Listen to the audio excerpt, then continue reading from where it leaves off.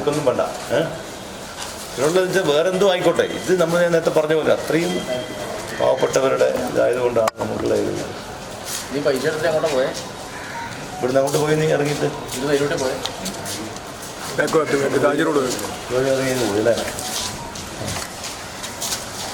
ആ CCTV കിട്ടിയതൊന്നും നമുക്ക് നടന്നു പോകുന്നതും പിന്നെ ആ ക്യാമറയിലും കിട്ടും.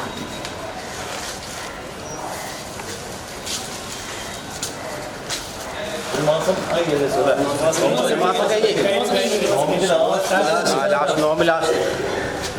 29 28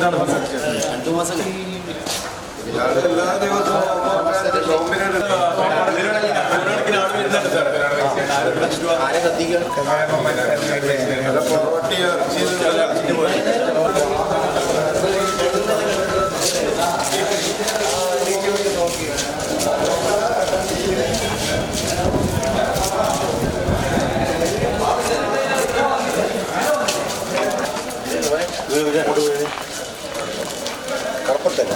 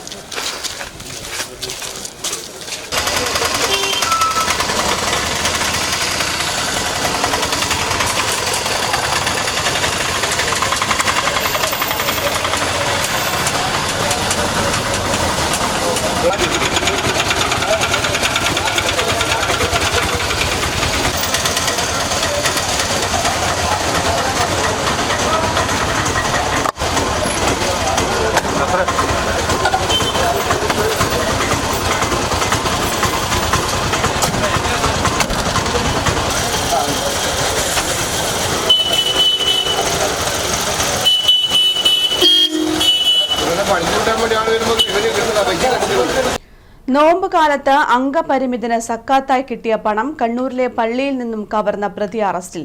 മുണ്ടേരി സ്വദേശിയെയാണ് town inspector Sreejith Koderi arrest ചെയ്തത്. ചിക്കമംഗളൂർ സ്വദേശിയുടെ 1.5 ലക്ഷത്തോളം രൂപയാണ് കവർന്നത്.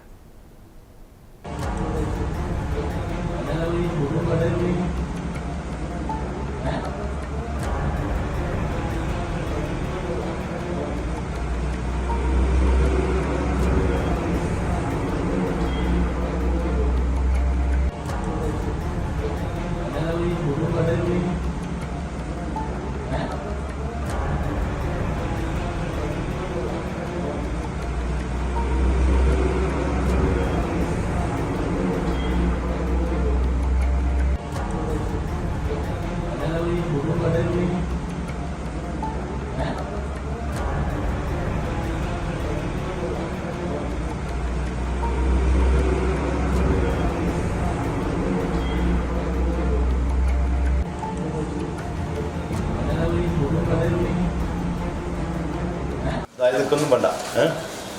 ഇതിനുള്ളത് വെച്ചാൽ വേറെന്തോ ആയിക്കോട്ടെ, ഇത് നമ്മൾ നേരത്തെ പറഞ്ഞ പോലെ അത്രയും പാവപ്പെട്ടവരുടെ ഇതായതുകൊണ്ടാണ് നമുക്കുള്ള ഇത്. ഇവിടുന്ന് അങ്ങോട്ട് പോയി നീ ഇറങ്ങിയിട്ട് അല്ലേ? ആ CCTV കിട്ടിയതൊന്നും നമുക്ക് നടന്നു പോകുന്നതും പിന്നെ ആ ക്യാമറയിലും കിട്ടും.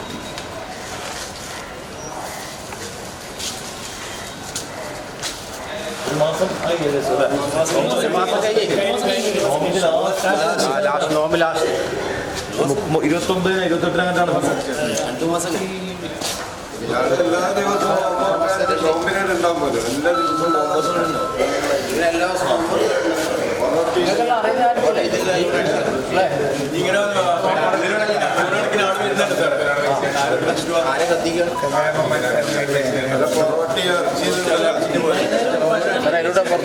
പറയണ്ട,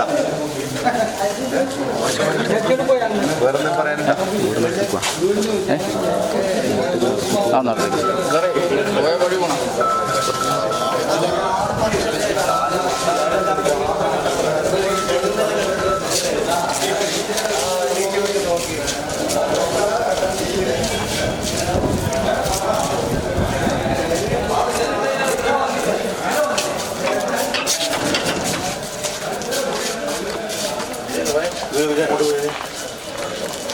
കടപ്പത്തല്ല,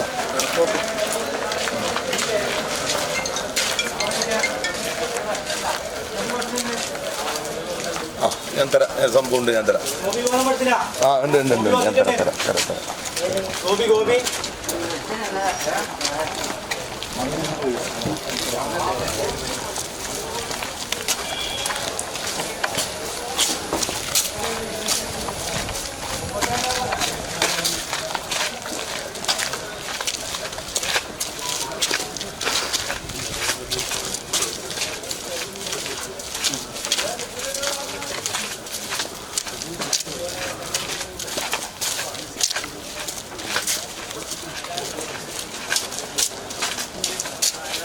വന്നിട്ട് റൈറ്റ് എടുക്കാം വെളിച്ചെങ്കോലിലേക്ക്.